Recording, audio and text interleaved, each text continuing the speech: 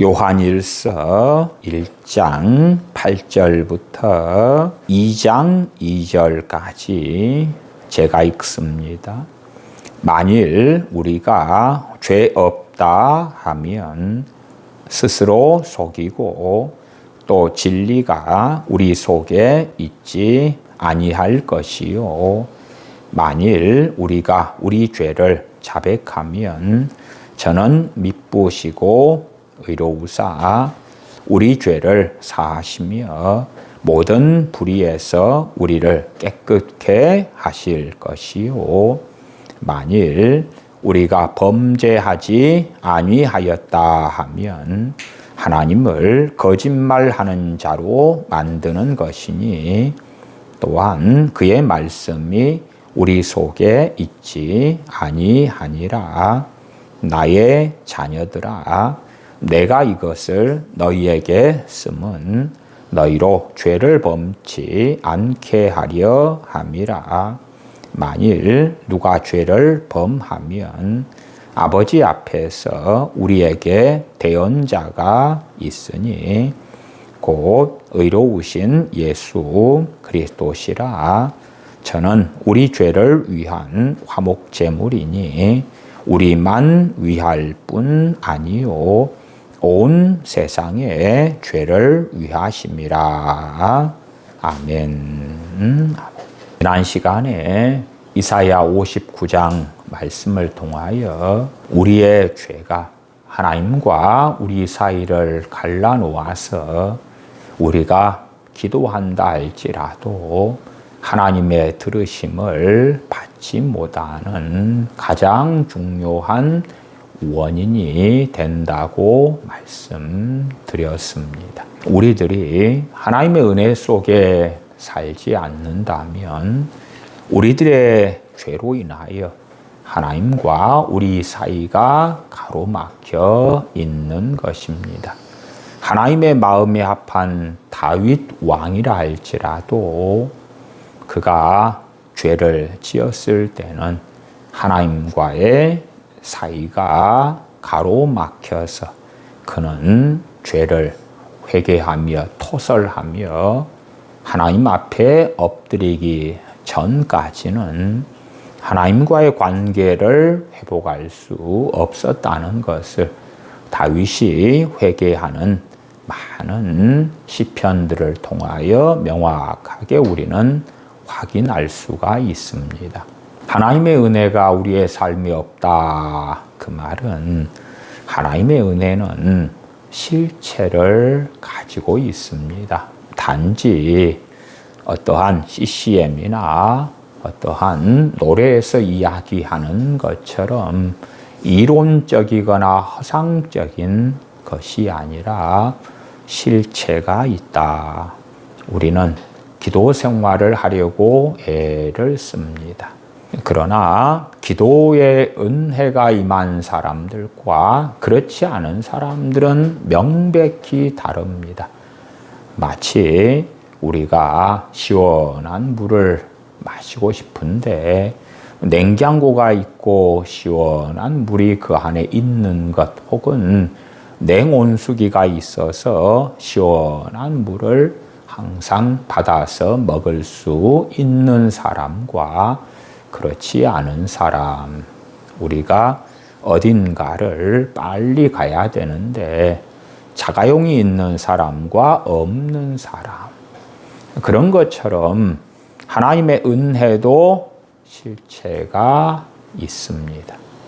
그래서 기도의 은혜가 있는 사람과 없는 사람, 기도의 은혜가 없는 사람은 기도하는 것이 매우 어려울 수밖에 없습니다. 발버둥 친다 해도 결코 쉽지 않습니다. 찬양의 은혜가 있는 사람과 없는 사람, 은혜가 있다 그 말은 본질적으로 우리가 그러한 경건으로 나아갈 때에 성령님의 도우심이 있다 그 말이에요. 은혜가 없다 그 말은 보혜사 성령님의 도우심의 역사를 제대로 누리지 못한다는 것입니다. 찬양할 때에 우리의 영적인 고갈이 해소되고 은혜의 통로가 되고 우리의 믿음이 살아나고 하나님과의 사랑의 관계가 열리고 그러한 성령님의 도우시는 역사하심이 우리의 찬양을 통하여 나타난다면 찬양의 은혜가 있는 것입니다. 말씀의 은혜가 있다. 그것은 최소한 우리가 말씀을 사랑하면서 나아갈 때에 성령님께서 말씀이 우리의 기쁨과 즐거움이 되게 하시고 말씀 가운데 거하는 시간이 우리의 평강의 시간, 하나님 앞에 머무는 시간, 죄를 깨닫게 하시는 시간, 의로 인도하시는 시간, 하나님을 아는 지식을 얻는 시간들이 되게 하신다는 것입니다.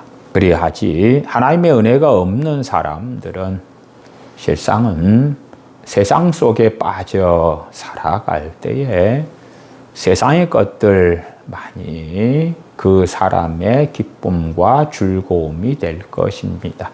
심지어 하나님을 찾을 마음도 없고 구할 마음도 없고 기도와 찬양, 말씀, 예배를 통하여 하나님 앞에 머물 열망도 없는 사람이 되고 말지요.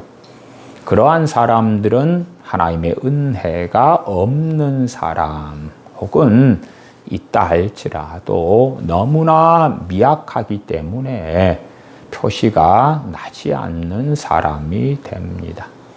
하나님의 은혜가 없는 사람, 때때로는 우리의 인생 가운데 기도가 필요할 때가 있습니다.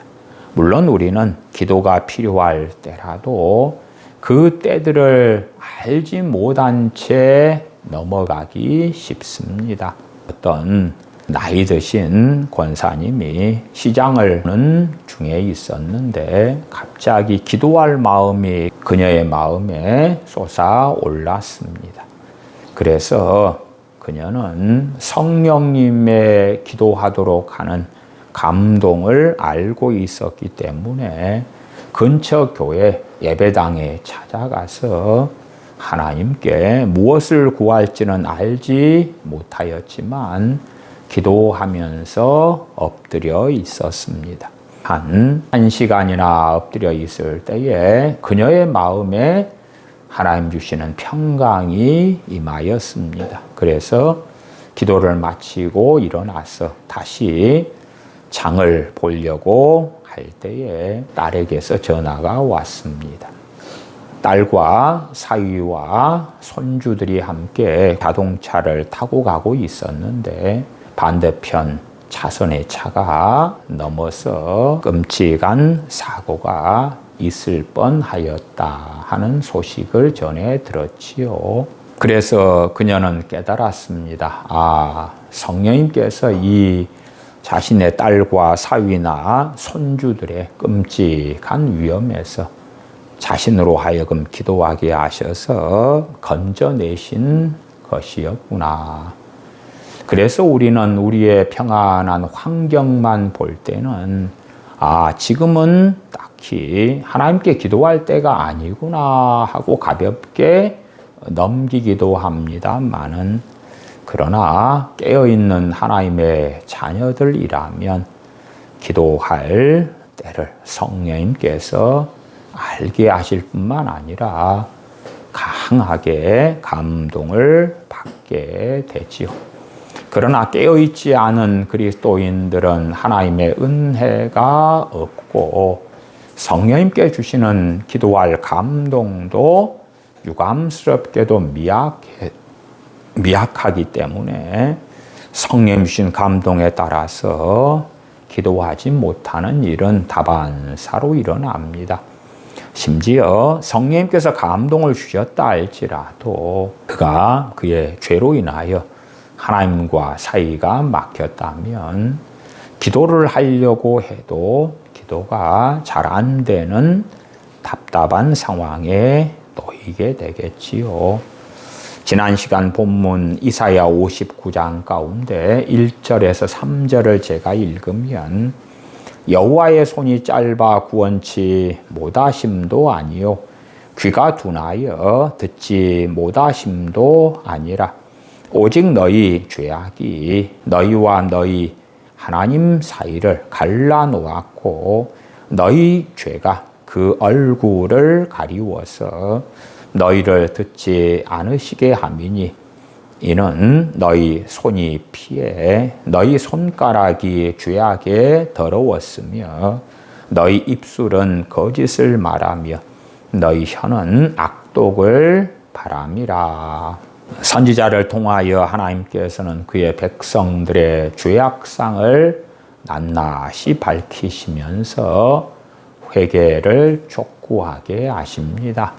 하나님의 백성 이스라엘이 고난 중에 하나님께 탄식하며 기도하지만 하나님의 귀가 둔하여 못 들으시는 것도 아니고 하나님의 능력이 부족하여 그들의 기도에 응답하지 않으시는 것이 아니라 이스라엘 백성 그들의 죄가 하나님의 얼굴을 가리워서 그들의 기도를 듣지 않으시게 합니다.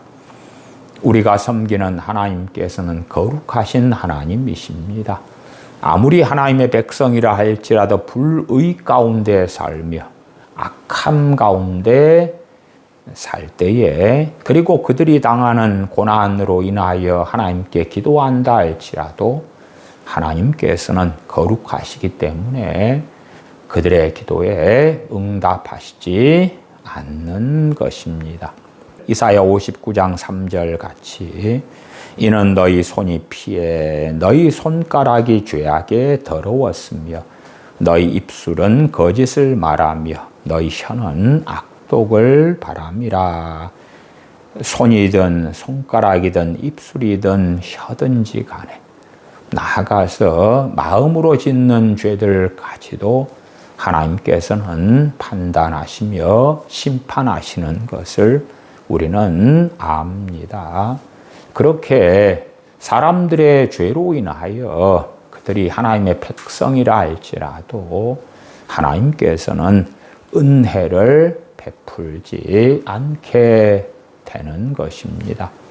우리가 마태복음 5장 주님께서 증거하시는 팔복을 통해 볼 때에도 하나님께서는 어떠한 자들에게 복이 있다 선언하시는 것을 기억해야 됩니다. 우리가 의 정욕대로 살아. 그러나 나는 예수를 믿기 때문에 하나님은 나를 도와주셔야 돼. 나를 돌봐주셔야 돼. 내가 악한 삶, 어리석은 삶을 산다 할지라도 주님의 이름으로 기도하면 하나님께서는 응답해 주셔야 돼. 그런 생각을 가지는 사람들은 하나님을 알지 못하는 사람들이고 망상 가운데 살고 있는 사람들이 됩니다. 사도 요한을 통하여 요한 1서 1장 8절부터 말씀하시는 것을 살펴보겠습니다. 8절 만일 우리가 죄 없다 하면 스스로 속이고 또 진리가 우리 속에 있지 아니할 것이요. 어떤 사람이 성령 충만을 받았다고 합시다. 그렇다면 그 성령 충만을 받고 나아가 성령님을 따라 사는 그 사람과 성령 충만을 받지 아니한 사람, 그 두 사람의 삶은 명백히 다를 것입니다. 육체의 정욕으로 사는 사람과 성령 충만을 받아 성령의 인도하심을 따라 사는 사람의 삶은 극과 극이겠죠. 그렇다면 또 다른 것을 생각해 보십시다.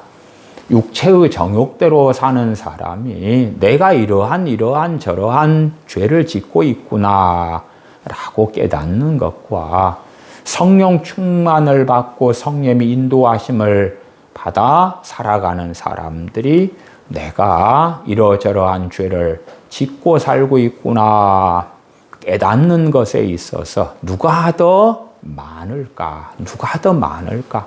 우리가 짧게 생각하면 육신의 정욕대로 살아가는 사람들이 자신이 짓고 있는 무수한 죄들을 더 많이 알 것이라고 생각하지만 객관적인 죄와 실제로 그들이 깨닫는 죄는 전혀 다릅니다.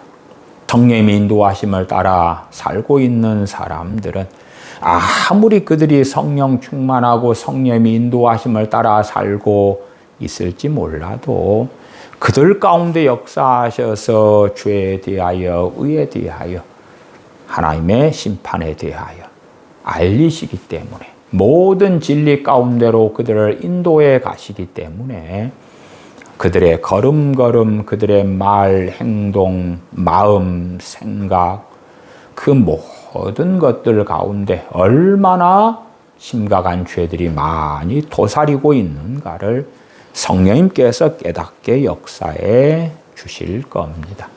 그러나 육체의 정욕으로 살고 있는 사람들은 성령의 인도하심을 따라 사는 사람보다 100배, 1000배, 10,000배 더 많은 죄를 짓고 있지만 그들은 소경되어져서 자신이 짓고 있는 죄를 제대로 알지 못하고 깨닫지 못합니다.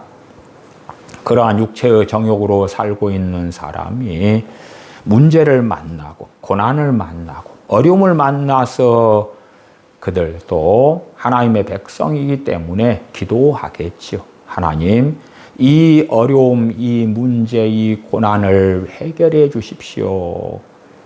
그러면서 자신들의 그 심각한 죄들을 발견하지 못한 채에 자신의 때에 하나님께서 응답하시지 않을 때에 의심과 불신앙과 때로는 하나님에 대한 원망으로까지 그들은 나아가게 될 것입니다.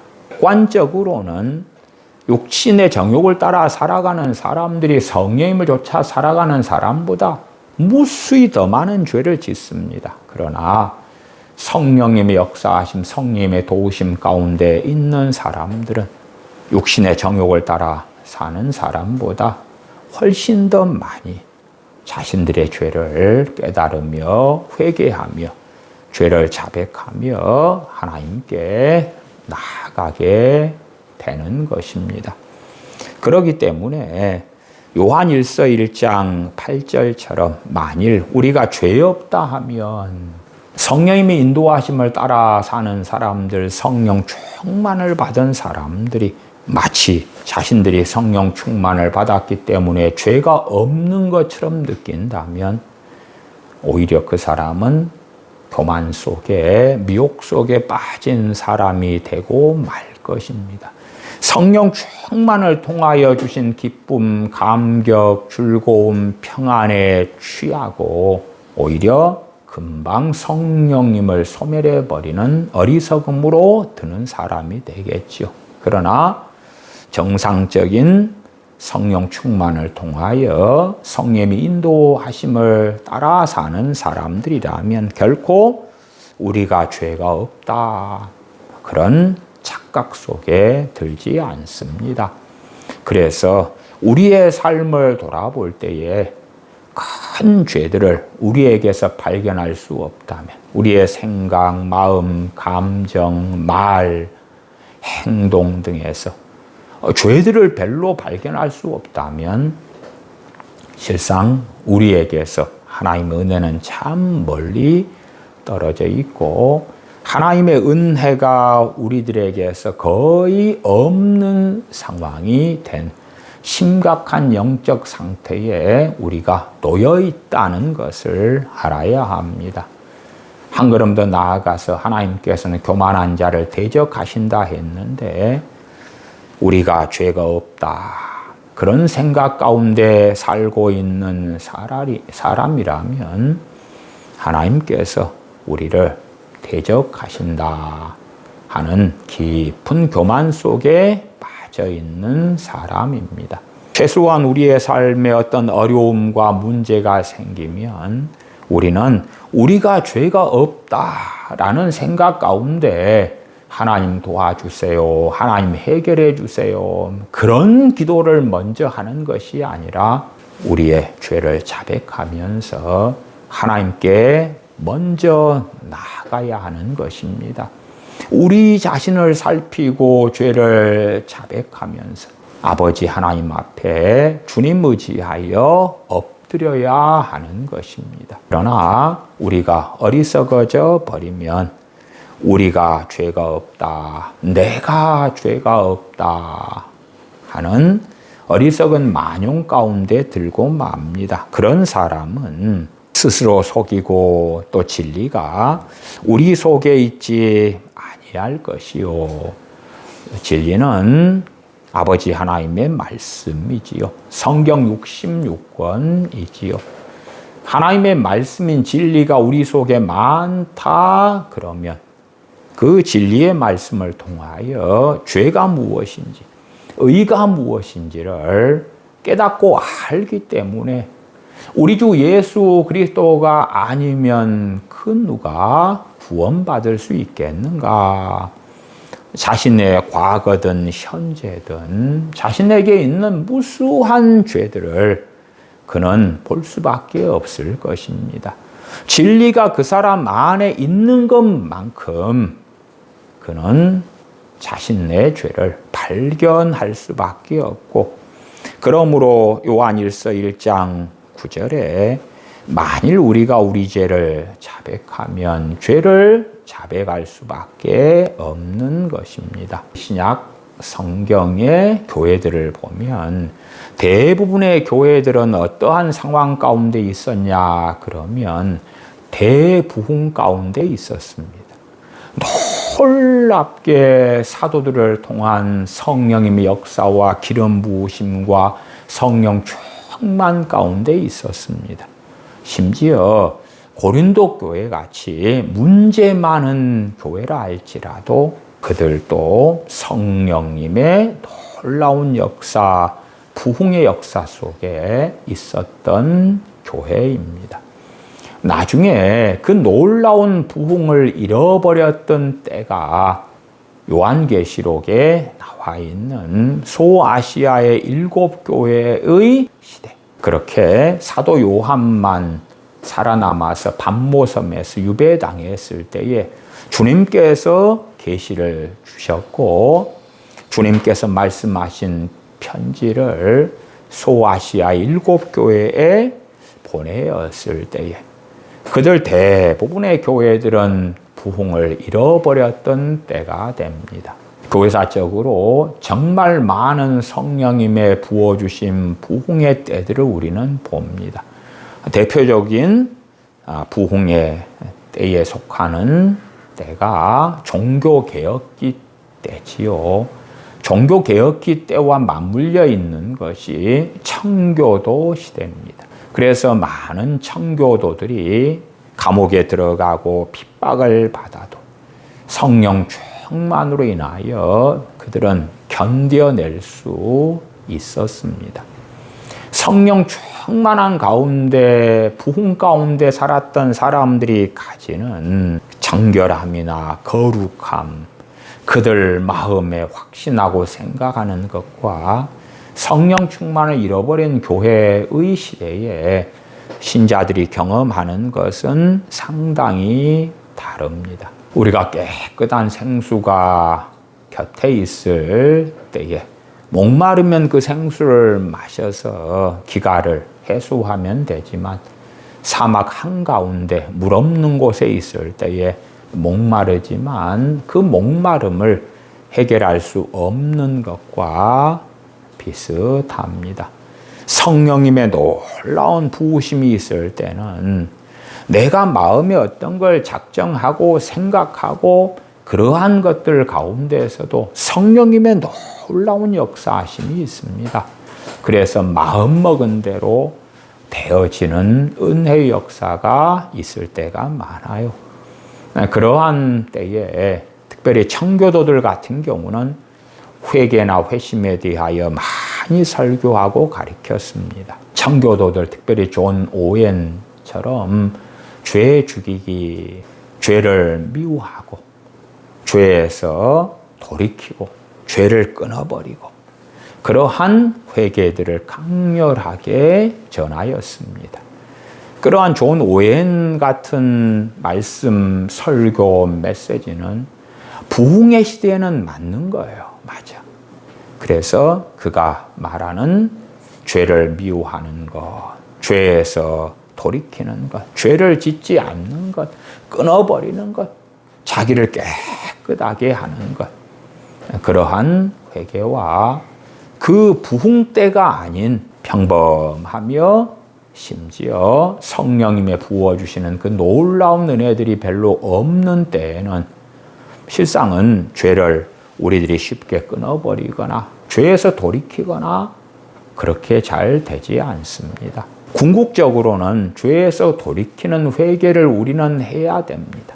그러나 우리의 연약함으로 짓는 죄들에 대해서 말한다면 그렇게 쉽게 결심하고 하나님 잘못했습니다 한 다음에 죄를 끊어버릴 수 없는 것입니다. 어떤 사람은 근심이 많습니다. 근심도 명백한 불신앙이고 하나님에 대한 범죄가 되지요.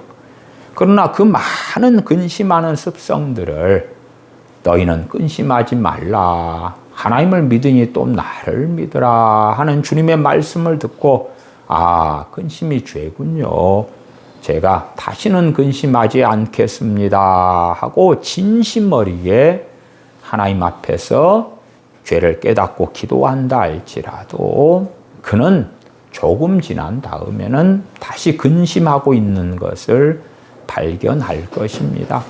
어떤 사람이 혈기가 강하다, 분을 잘 낸다, 짜증을 잘 낸다, 그러한 죄악된 습성이 있는 사람이 성내지 말아라. 사람의 성내는 것이 하나님의 의를 이루지 못한다 하는 야고보서의 말씀을 발견하고 깨닫고 하나님 잘못했습니다. 죄를 자백하면서 하나님께 나아간다 할지라도 조금 있다가 다시 짜증내고 혈기 부리고 성질내는 자신을 발견하게 될 것입니다. 그래서 청교도들이 가리키는 또한 성령 충만한 가운데 살았던 주의 종들이 죄를 미워해라, 죄에서 돌이켜라, 죄를 끊어버려라, 다시는 짓지 말아라. 그러한 회개로 우리 대부분의 사람들이 행하고 나아가는 것은 거의 불가능에 가까운 일이 되고야 맙니다. 우리 연약함에서 짓는 죄들은 그러합니다. 연약함으로 짓는 죄는 굉장히 범주가 넓습니다. 어떤 사람이 음란성을 강하게 가지고 있다. 그런 것도 은혜 속에 살면 좀 약해졌다가 하나님의 은혜가 약해지면 다시금 강해지는 등의 그가 육신을 떠날 때까지 평생 가지고 싸워야 할 죄가 되지요. 그래서 요한 1서 1장 9절 말씀은 청교도들이나 또한 성경 원어적으로 말씀하는 회개란 의미로 말씀하는 게 아니라 명확하게 1장 9절에 만일 우리가 우리 죄를 자백하면 그렇게 말씀하는 거예요. 만일 우리가 우리 죄를 회개하면 그런 게 아니라 물론 아버지 하나님의 궁극적인 뜻은 회개입니다. 회개입니다. 그래서 회개에 대해서도 이 개념이 틀려요. 개념이. 어떠한 회개는 죄에 대한 자백을 전제로 이야기하는 회개고 청교도들 같은 경우에 말하는 회개나 성경적인 개념에서 말하는 회개는 죄를 미워하고 죄에서 돌이키는 것까지 되지만 우리의 죄에 대하여 우리 많은 사람들은 죄를 미워하는 데까지 나가지 못합니다. 왜냐하면 우리의 본성은 그 죄를 끊임없이 사랑하기 때문에 그러하지요. 그러함에도 불구하고 우리는 하나님 앞에서 우리 죄를 자백해야 됩니다. 하나님의 말씀은 명확하기 때문에 하나님의 말씀인 진리에 근거하여 우리는 죄를 자백하면서 나아갈 때에 하나님의 은혜가 임하고 하나님의 도우심이 있을 때에 우리는 점점 그 죄를 미워하고 싫어하고 그 죄와 분리되어 가는 삶으로 나아갈 수가 있게 되는 것입니다. 성령 충만한 삶을 살았던 청교도들은 명백히 하나님의 말씀에 따라 죄들을 미워했습니다. 그러나 그러한 대부흥의 때, 은혜의 때를 살지 않는 우리들은 죄를 쉽게 미워하지 않습니다. 제가 대부흥의 때, 놀라운 성령의 부어주심이 있을 때라 그렇게 하는 것은 우리들이 개인적으로 성령 충만을 받았다 가정해 보십시다. 그러한 우리들의 상황하고는 많이 틀립니다. 많이 틀려요. 우리들이 개인적으로 성령 충만을 받았다 그 말은 큰 생수 한 통을 얻었다 그런 것이 그걸 다 마시면 그리고 없어지면 다시 그 생수를 어디에서 구해야 될 거 아닙니까? 그런데 대부흥의 때에는 생수의 근원이 옆에가 있어요. 그 생수를 떠가지고 다 마신 다음에 성령 충만을 이뤘다 그래도 다시 생수의 근원이 옆에 있기 때문에 금방 다시 얻을 수 있는 거예요. 그래서 부흥의 때 같은 경우는 성령 충만을 잃어버려도 금방 받기가 쉽습니다.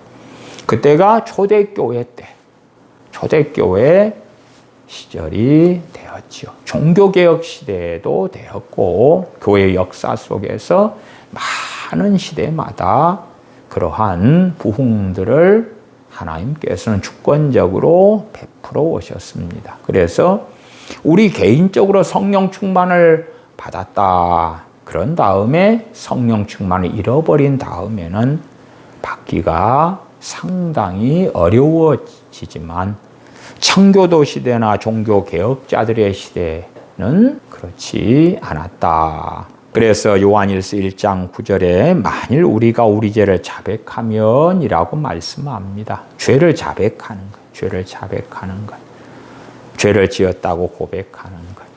그러한 죄를 고백하는 것은 시편에 정말 많이 나와 있습니다.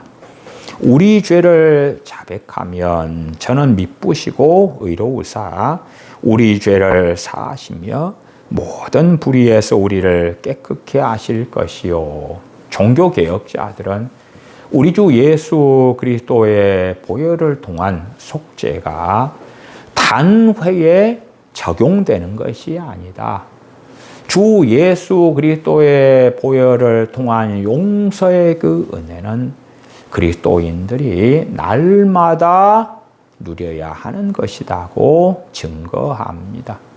여러분이 예수님을 믿었을 그때에 주 예수님의 십자가의 피가 믿는 우리의 죄를 씻지만 그렇게 한 번 주님의 보혈의 역사가 나타나고 끝나는 게 아니다. 날마다 그리스도인의 삶에 끊임없이 주 예수 그리스도의 십자가의 그 영원하신 피가 우리의 죄에서 씻어야 하는 것이다. 주님의 십자가의 보혈의 효력은 끊임없이 날마다 성도의 삶에 나타나는 것이라고 증거한 것처럼 그 은혜 속에 살아가려면 우리는 우리 죄를 자백하면서 주님 의지하여 아버지 하나님께 나아가야 됩니다. 하나님께서 미쁘시고 의로우시다 하는 것은 미쁘시다는 것은 신실하다는 것이고 하나님께서 증거하신 말씀대로 하나님께서 신실하시기 때문에 행하신다는 것입니다. 하나님의 말씀에 근거한 하나님을 아는 지식에 근거한 신실하신 하나님, 의로우신 하나님. 하나님께서는 자신의 말씀을 어기시지 않지요. 그는 미쁘시고 의로우사 우리 죄를 사하시며 모든 불의에서 우리를 깨끗게 하실 것이요. 10절 만일 우리가 범죄하지 아니하였다 하면 하나님을 거짓말하는 자로 만드는 것이니 또한 그의 말씀이 우리 속에 있지 아니하니라. 8절과 10절 말씀은 반복됩니다.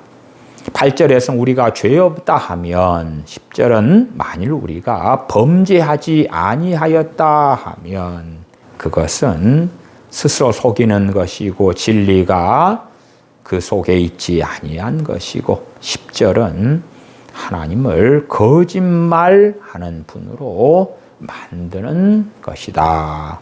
동일하게 그의 말씀이 하나님의 말씀이 그러한 사람들 속에는 있지 아니하다. 하나님의 말씀을 소유하고 있는 사람, 하나님의 말씀을 붙잡고 있는 사람은 그 누구라도 종교 개혁자들이라도 청교도들이라도 조지 밀러 목사님이라도 찰스 스펄전 목사님이라도 그 누구라도 내가 죄가 없다. 나는 깨끗하다. 나는 순전하다. 그럴 수 없는 것입니다. 우리는 욥기를 통하여 참 많은 교훈을 얻을 수 있습니다. 욥은 내가 순전하다. 순전하다. 그렇게 외쳤습니다마는 하나님의 현현 앞에서 자신의 입을 막을 수밖에 없었습니다.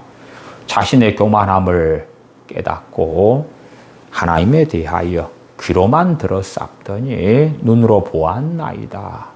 하나님의 임하심에서 자신의 그 심각하고 많은 죄들을 그는 발견하게 되었던 것이지요. 2장 1절입니다. 나의 자녀들아 내가 이것을 너희에게 쓰면 너희로 죄를 범치 않게 하려 함이라. 요한 일서를 쓴 목적들이 많이 있습니다. 그 가운데 2장 1절에서는 자녀들아 너희로 죄를 범치 않게 하려고 이 요한 일서를 기록한다. 또한 뒤에 5장에서는 너희에게 영생이 있음을 알게 하려고 이 서신을 기록한다 하는 것을 볼 수 있습니다. 죄를 범치 않게 하려고.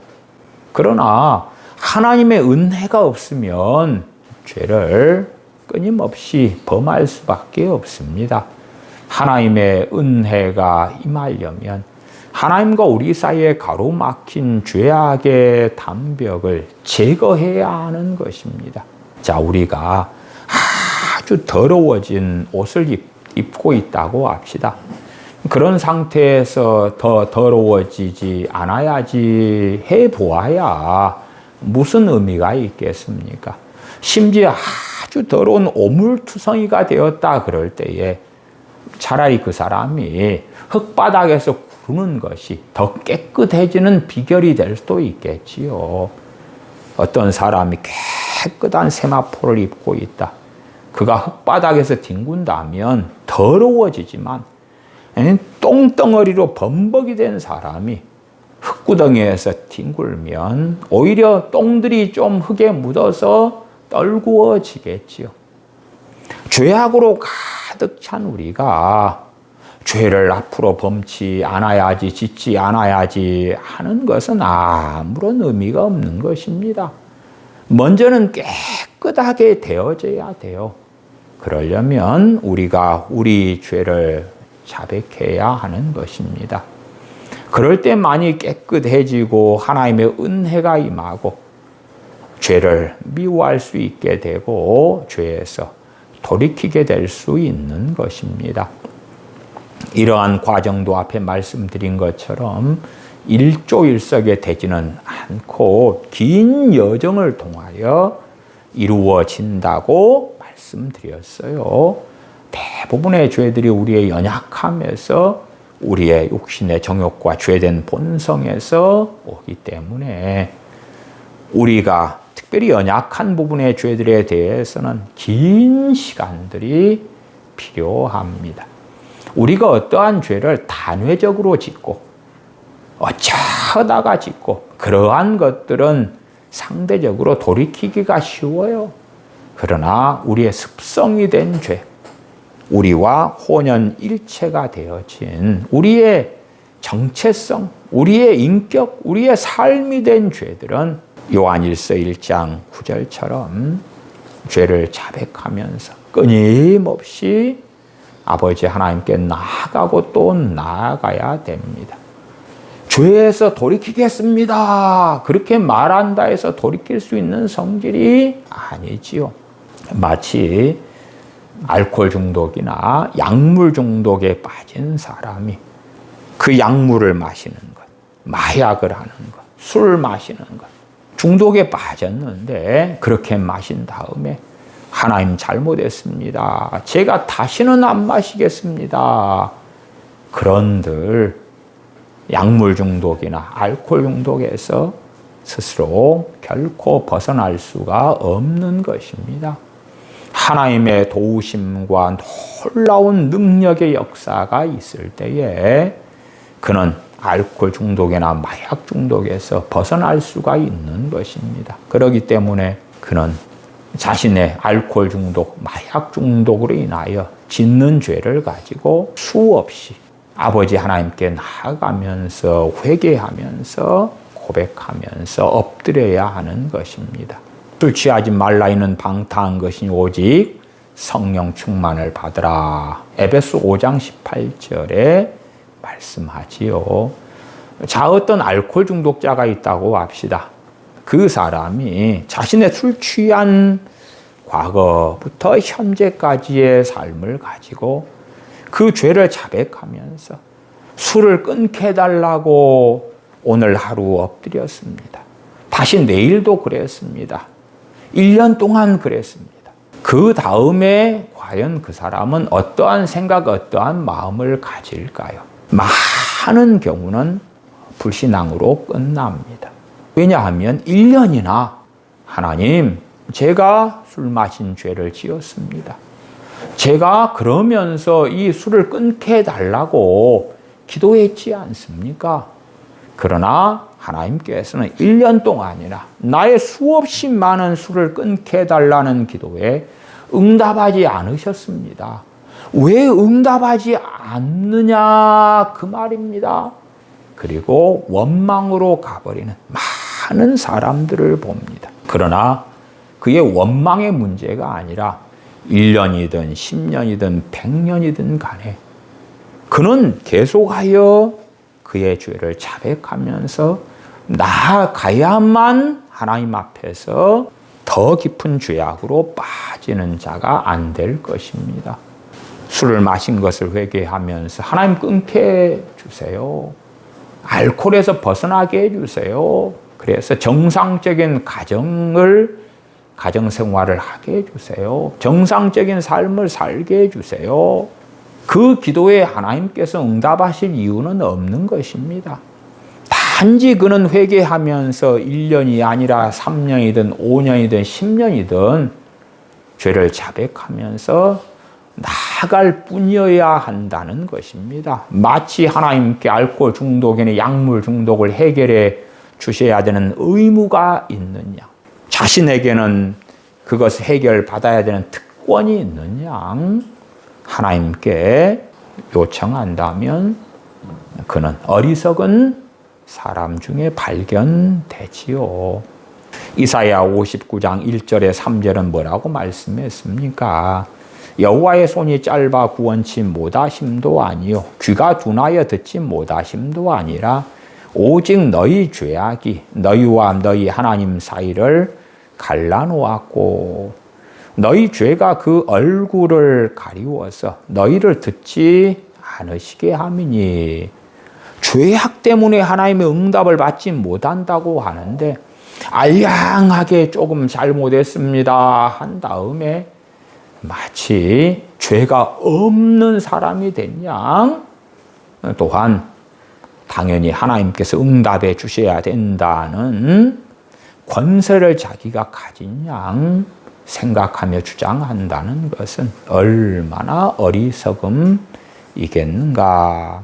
하나님의 은혜가 우리의 회개기도, 우리의 죄에 대한 고백의 기도를 통하여 하나님의 은혜가 들어오기 시작할 것입니다.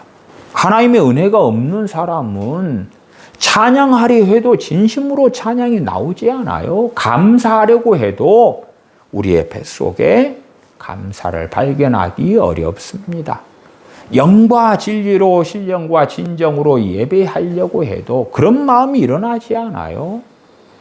그러면 그러한 사람들이 아버지 하나님께 나아갈 때에 중심이 되어야 하는 것은 죄의 고백, 죄의 자백. 일반적으로 말해서 회개 기도가 되는 것입니다. 회개 기도가 되는 것이에요.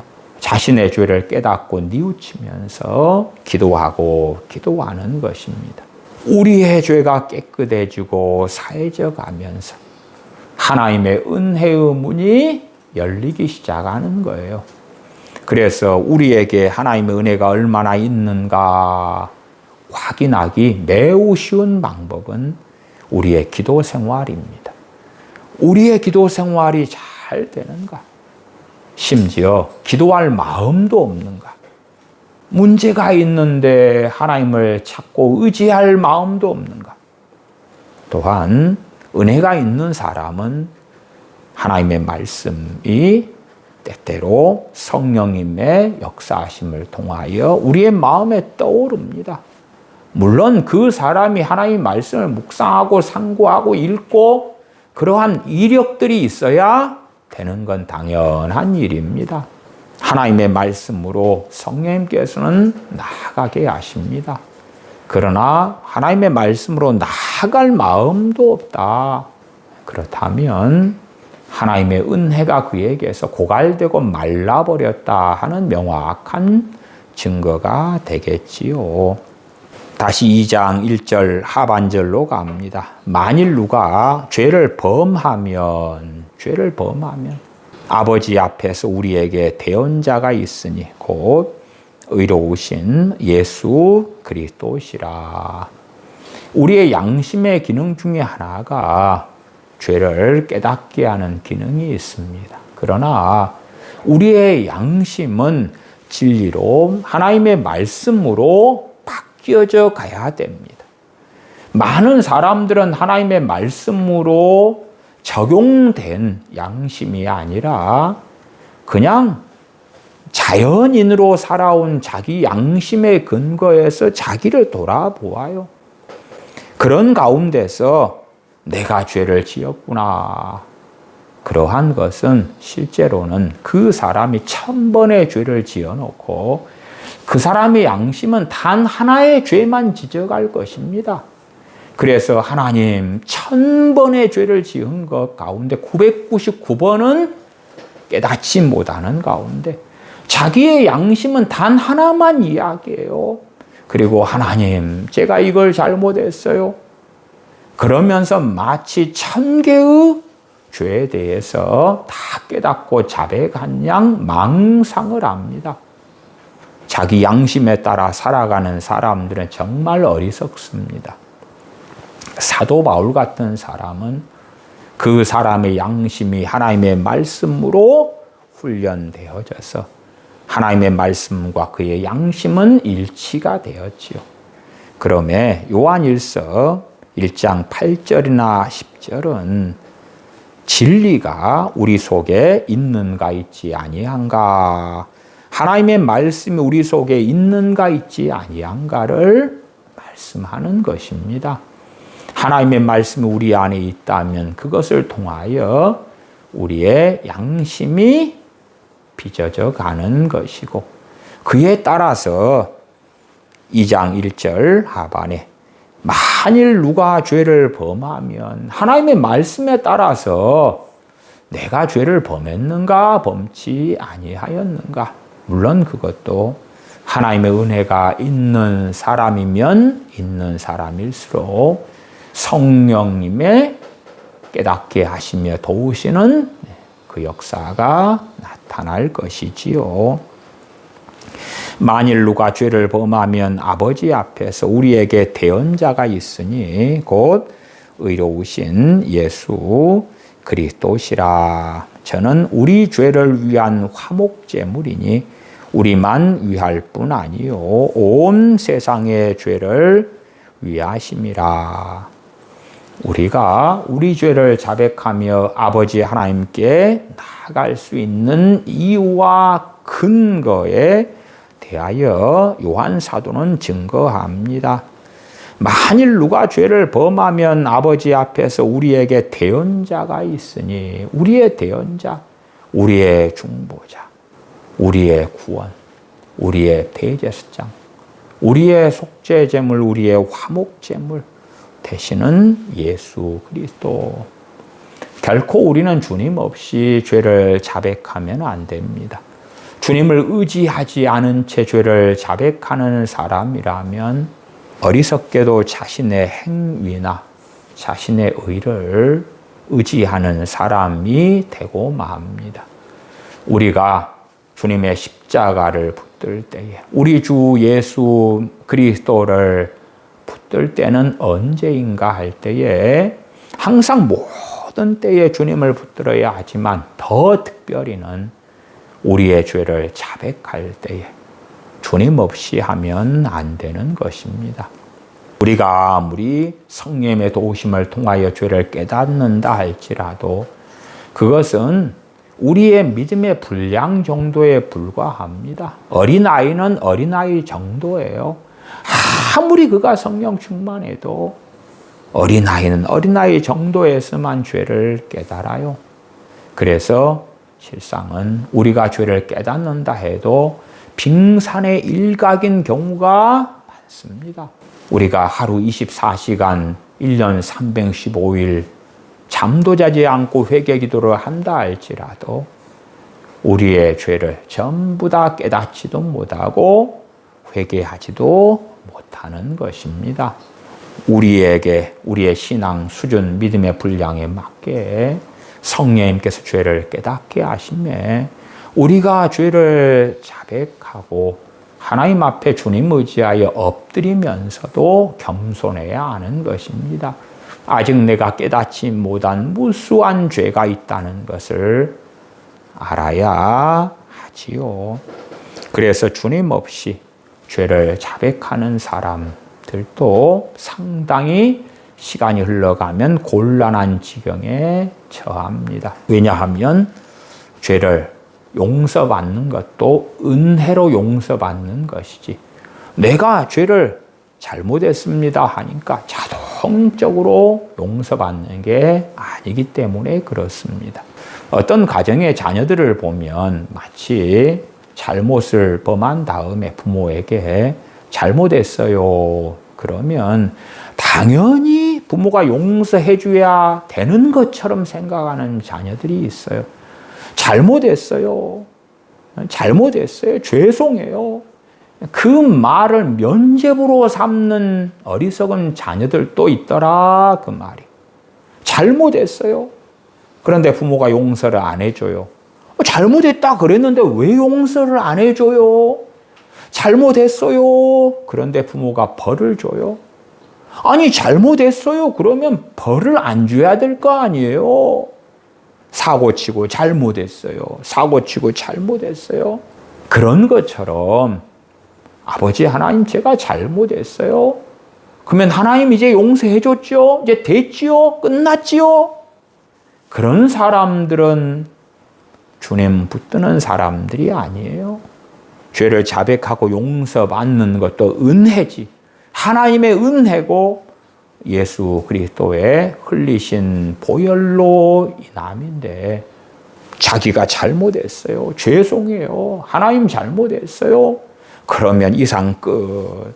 다 용서받아 깨끗게 돼. 그런 사람들은 실상은 주님 붙들지 않는 사람들이고 하나님 잘못했어요. 그래도 그 사람의 마음은 시원케 되지 않아요. 시원케 되지 않아. 말하자면 하나님과 그 사람 사이에 가로막힌 죄악의 담벽이 무너지지 않는 거예요. 하나님 잘못했어요. 죄송해요. 용서해 주세요. 제가 이런 죄를 지었어요. 그런데 하나님께서 은혜의 문을 안 열어주시는 거예요. 왜? 비슷하게 보이는, 심지어 똑같이 보이는 죄를 자백하는 거, 회개 기도를 하고 있는데도 그것은 하나님께서 받으시는, 원하시는 회개 기도가 아니기 때문에 그러한 것이지요. 주님 의지하지 않는 회개 기도는 잘못된 것입니다. 나아가서 잘못했어요 고백했기 때문에 용서받는 게 아니라 주님 의지하면서 죄를 자백했기 때문에 주 예수 그리스도를 붙드는 그 믿음으로 인하여 은혜로 말미암아 죄 사함을 얻는 것입니다. 그런 가운데 아버지 하나님께 나아갈 때에 이제 하나님의 은혜의 문이 열리기 시작하는 것입니다.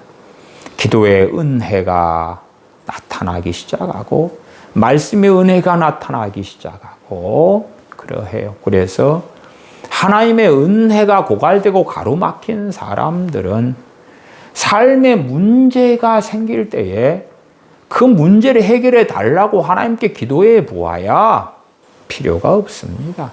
오히려 하나님의 은혜가 내게 있는가 없는가를 확인하는 가운데 그 문제보다도 우리의 죄로 인하여 죄를 자백하면서 아버지 하나님께 엎드리는 것이 맞습니다.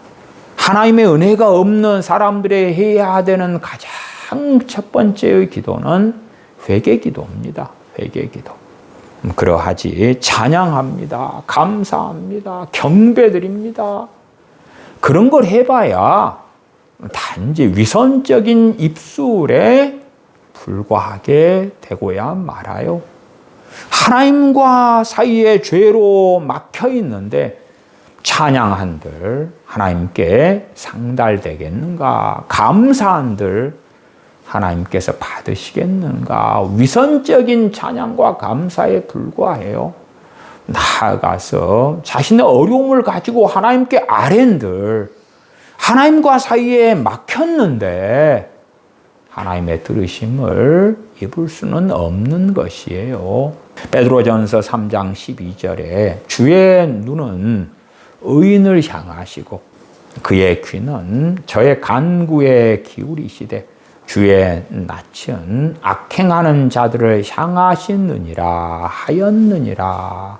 야고보서 5장 16절 하반절에 의인의 간구는 역사하는 힘이 많으니라. 성경은 두 가지 의인을 이야기합니다. 두 가지 의인. 한 의인은 칭의의 의인이다. 칭의의 의인이란 말은 예수님을 믿는 믿음을 통하여 하나님 앞에서 의롭다함을 받은 의인이다. 그 말입니다. 또 하나는 성화의 의인이다. 실제로 경건하고 거룩하게 사는 의인을 이야기합니다. 그 가운데 야고보서 5장 16절 하반에 의인의 간구는 할 때 그 의인은 칭의의 의인을 이야기하는 게 아니라 성화의 의인을 이야기합니다. 나 예수님 믿었어.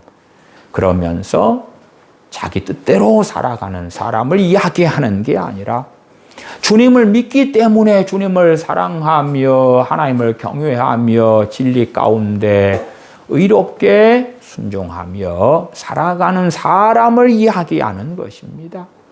의인의 간구는 역사의 힘이 많으니라. 그러나 많은 사람들은 하나님 앞에서 의롭게 경건하게 성령님의 인도하심을 따라서 살기를 원치 아니하다가 문제만 생기면 그것을 가지고 기도하기를 좋아합니다. 그러나 하나님께서는 그러한 사람들의 기도에 귀를 기울이시지 않습니다. 그래서 베드로 사도는 시편에 하나님의 명백한 뜻을 다시금 반복하여 증거하지요. 그래서 베드로전서 3장 12절에 주의 눈은 의인을 향하시고 그의 귀는 저의 간구에 기울이시되 주의 낯은 악행하는 자들을 향하시느니라 하였느니라 그렇게 증거하는 것입니다. 초대교회 교부인 요한 크리소스톰은 의인은 단순히 법적으로 의롭다고 선언된 사람이 아니라 하나님을 경외하고 죄를 미워하며 순종하는 가운데 살아가는 의인을 말씀하는 것이다. 이 의인의 간구는 역사함이 많으니라 와 베드로전서 3장 12절에 주의 눈은 의인을 향하시고 이 의인은 칭의의 의인을 이야기하는 것이 아니라고 잘 가르쳤습니다. 어거스틴은 두 가지 의인이 있다. 첫 번째는 하나님의 은혜로 의롭게 된 사람, 칭의의 의인과 두 번째는 그 은혜 안에서 거룩하게 살아가는 사람. 그 가운데 의인의 간구는 역사함이 많으니라 할 때 그 의인은 하나님의 은혜 가운데 거룩하게 살아가는 사람이다. 종교개혁자 존 칼빈은 칭의의 의인은 믿음으로 하나님과 화목하게 된 사람이고 성화의 의인은 경건한 삶으로 하나님을 섬기는 사람이다. 주의 눈은 의인을 향하시고의 의인은 경건한 삶으로 하나님을 섬기는 사람을 말하는 것입니다. 청교도 토마스 멘턴은 이 두 의인의 종류에 대하여 복음적 의인과 실제적 의인이다. 이런 개념으로 설명했어요. 복음적 의인은 하나님께 믿음을 통하여 의롭다함을 받은 자고 실제적 의인은 삶 속에서 의를 실천하는 사람이다. 그 가운데 의인의 간구, 주의 눈은 의인을 향하시고의 의인은 실제적인 의인입니다. 삶 속에서 의를 실천하는 사람, 삶 속에서 하나님께 순종하며 하나님의 말씀을 따라 살아가는 사람입니다. 물론 초대교회 교부들이나 종교개혁자들이나 청교도들이나 실제적 의인, 성화의 의인이 죄를 전혀 안 짓는 완전 무결한 사람은 결코 아니라고 다들 동일하게 잘 증언했습니다. 죄가 있고 허물이 있지만 다시금 죄를 자백하면서 아버지께 나아가 깨끗함을 입으면서 그러면서 진리의 길, 의의 길을 계속하여 걷는 사람이다. 매튜 헨리는 의인의 기도가 강한 이유는 의인의 간구는 역사님이 많으니라 해서 역사님이 많다는 것은 힘이 강력하다 그 말이 힘이 강하다. 기도의 힘이 강하다 그 말이에요. 의인의 기도가 강한 이유는 그가 완전해서가 아니라 하나님께 가까이 있기 때문입니다. 우리 주님 의지하여 아버지 하나님께 가까이 있다. 얼마나 우리는 모세라 할지라도 다윗이라 할지라도 연약한지 압니다. 나아가서 야고보서 5장을 통해서 엘리야 선지자라고 할지라도 그는 우리와 성경이 같은 사람이다. 그도 우리하고 동일하게 연약함 가운데 있는 사람이라는 것을 압니다. 사도 중에 사도인 사도 바울도 그가 자고하지 않게 하시기 위하여 하나님께서는 육체의 가시 사단의 사자를 허락하셨다는 것을 우리는 압니다. 그렇지 사도 바울이기 때문에 그는 완전 무결한 사람이 되었고 더 이상은 교만할 건덕지가 없는 사람이 되었고 흠이 100% 없는 사람이 되었다고 성경은 말씀하지 않습니다. 죽음을 보지 않고 승천한 엘리야 선지자라고 할지라도 그는 우리와 같은 성경을 가지고 있었기 때문에 우리와 같은 연약함 가운데 쌓여 있었습니다. 사도 바울이 아무리 성령 충만해도 내가 너희 가운데 거하였을 때에 두려워하며 떨었었노라. 성령 충만이 우리 연약함을 제거하지 않습니다. 성령 충만이 우리로 하여금 완벽하게 철인처럼 만들지 않는 것입니다. 그 많은 영성훈련 단체들이 본질적으로 잘못되며 미혹된 것은 뭐냐 하면 그들은 자신들이 하나님을 많이 알면 알수록 점점점 철인처럼 흠없는 완전 무결한 자처럼 크리스천이 변해져 간다는 허황된 것을 주장합니다. 그러나 그리스도인들은 죽을 때까지, 인생을 마감할 때까지는 주님이 아니면, 주님의 은혜가 아니면 아무것도 아닌 자들입니다. 하나님을 알았노라 보았노라 할지라도 하나님의 은혜가 거두어지고 사라지면 마치 사울 왕이 하나님을 등지고 떠나갔을 때에 그는 영적으로 소경이 되었고 그는 미혹되었으며 그는 아무것도 알지 못하는 자가 된 것과 똑같이 하나님의 은혜가 거두어지면 그의 과거에 찬란했던 하나님 앞에서의 삶이 아무것도 아니게 되는 것입니다. 우리는 솔로몬 왕의 생애를 통하여 그가 젊어서 하나님의 지혜를 받고 얼마나 놀랍고 하나님을 경외하고 아름답게 살았는지를 압니다. 그러나 그가 하나님으로부터 떠난 노년에는 여자들의 말을 따르고 그가 그렇게 경외하며 사랑했던 하나님이 아니라 우상들 앞에 엎드리며 우상들의 신당들을 만드는 악행 속에 들어간 것을 봅니다. 그렇지 솔로몬 왕이 하나님께 받은 그 놀라운 지혜가 그의 말년을, 그의 인생을 지킬 수는 없었던 것입니다. 그렇기 때문에 우리 믿는 사람들에게 가장 중요한 덕목이 겸손이죠. 가장 경계해야 될 것에 속하는 것이 교만, 거만인 것이지요. 우리가 죄 없다 하면 이미 우리는 깊은 교만 속에 들고 만 것입니다. 하나님의 은혜가 우리에게 차고 넘치면 우리는 감사하고 찬양하고 노래하고, 하나님의 은혜가 약해지면 내게 참으로 많은 죄들이 있구나.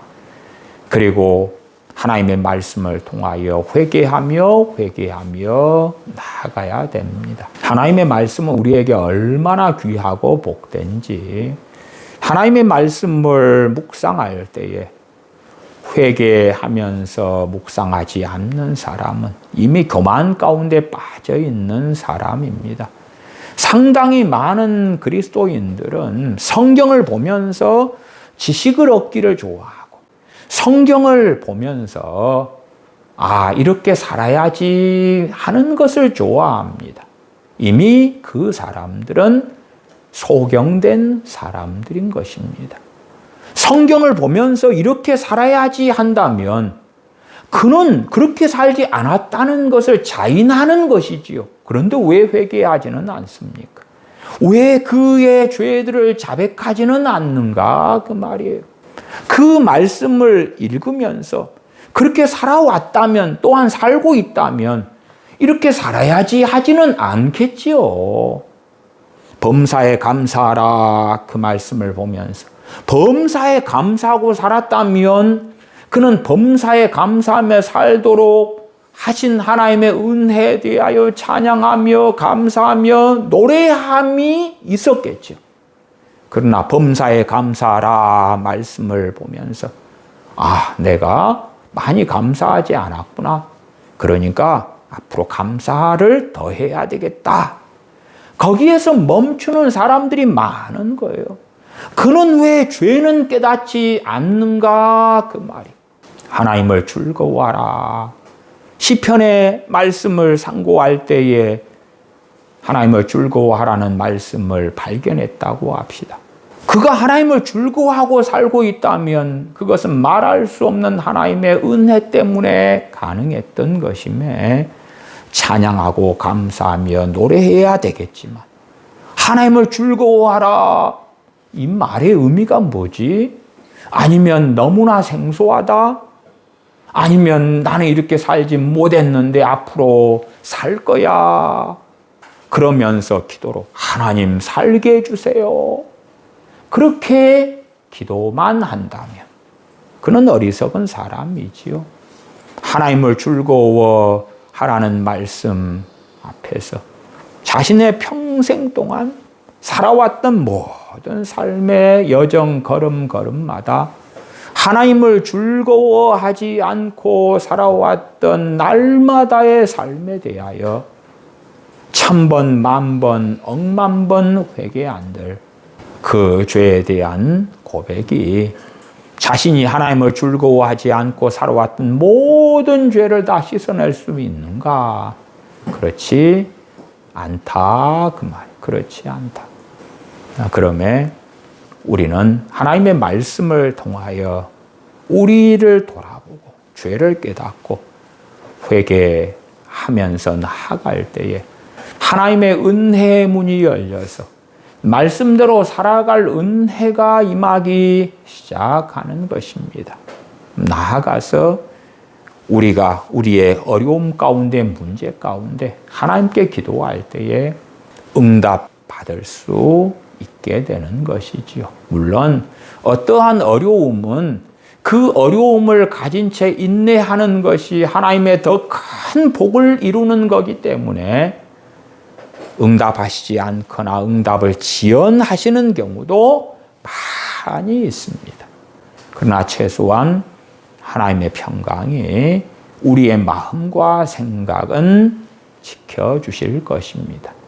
그러나 어떠한 문제들은 우리가 죄를 회개하며 나아가고 하나님의 은혜의 문이 열리고 그런 가운데 우리의 문제들을 가지고 아버지 하나님께 기도할 때에 우리의 기도에 응답해 주시는 하나님의 은혜를 누리는 우리가 될 것입니다. 기도하겠습니다. 아버지 하나님, 저희는 하나님의 말씀을 통하여 저희 자신들을 살필 수밖에 없는 것을 압니다. 하나님의 말씀을 통하여 저희들의 지어왔던 또한 짓고 있는 무수한 죄를 성령님을 통하여 깨닫게 도와주시고 저희들의 죄를 주님 의지하여 아버지 하나님 앞에 자백하면서 고백하면서 회개하면서 탄식하면서 나아가고 나아가는 자들이 되어져서 우리 주 예수 그리스도의 중보를 통하여 하나님과 우리 사이에 죄악의 장벽이 무너지고 우리의 기도에 대하여 아버지께서 받으시는 그러한 자들 가운데 저희가 있게 하여 주시옵소서. 저희가 연약하고 부족하기 때문에 결심한다고 해서 그 결심을 지킬 수 없는 자들이고 죄를 짓지 않겠다고 1000번, 10,000번 고백하지만 돌아서서 다시 죄를 지을 수밖에 없는 자들인 것을 알기 때문에 겸손함으로 겸비함으로 아버지 하나님의 은혜를 구함으로 주님을 더 붙들고 의지함으로 아버지 하나님 앞에 엎드립니다. 저희들로 하여금 죄를 깨닫게 해 주실 때에 즉시로 또한 하나님의 말씀을 상고할 때에 즉시로 죄를 깨닫고 회개하며 또 회개하며 죄를 자백하며 또 자백하는 저희가 되어져서 용서하심과 깨끗게 하심을 얻고 누리는 저희가 되게 하여 주시옵소서. 우리 주 예수님의 이름으로 기도하옵나이다. 아멘. 아멘. 기도하겠습니다.